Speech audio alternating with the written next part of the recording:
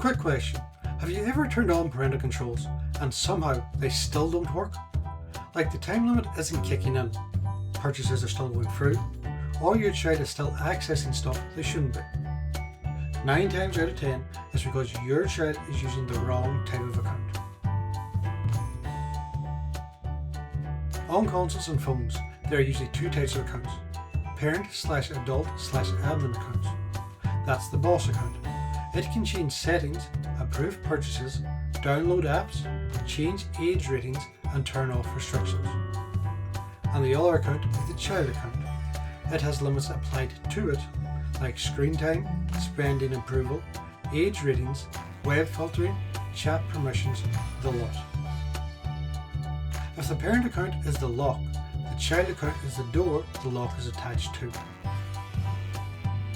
Here's the problem. If your child is playing on the parent/admin account, they're basically sitting in the driver's seat. Time limits, they can change them.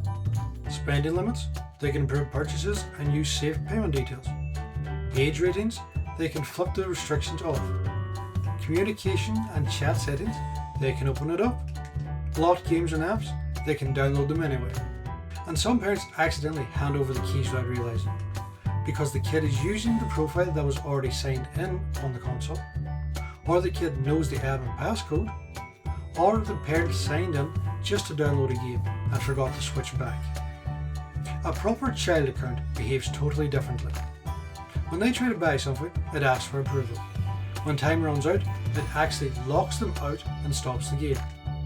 When they try to access an age-rated game, it blocks them. When they try to change settings, it asks for the parent PIN/password. That's what you want, not "trust me, I won't do it again." You want the device to enforce the rules, so you're not in daily arguments. Here are some examples for you. Example 1 on the PlayStation, Xbox or Switch. You set a 1-hour limit, but your child is playing on your main profile, the one that has the stored password saved. They can buy skins, extend time and change settings because they are effectively you. Now compare that to a real child account. They hit the time limit and the console goes nope. They try to buy something and it goes ask your parents. Example 2 for iPhones and iPads. On the iPhone and iPad, the same thing happens.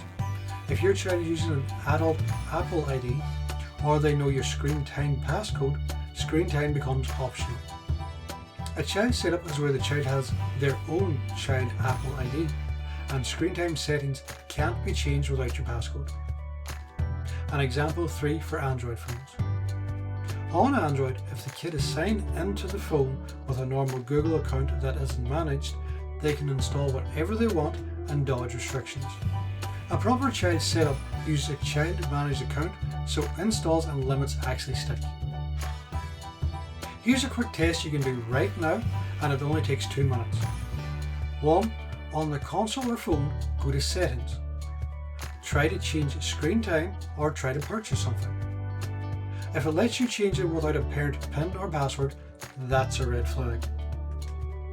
Then check the profile name.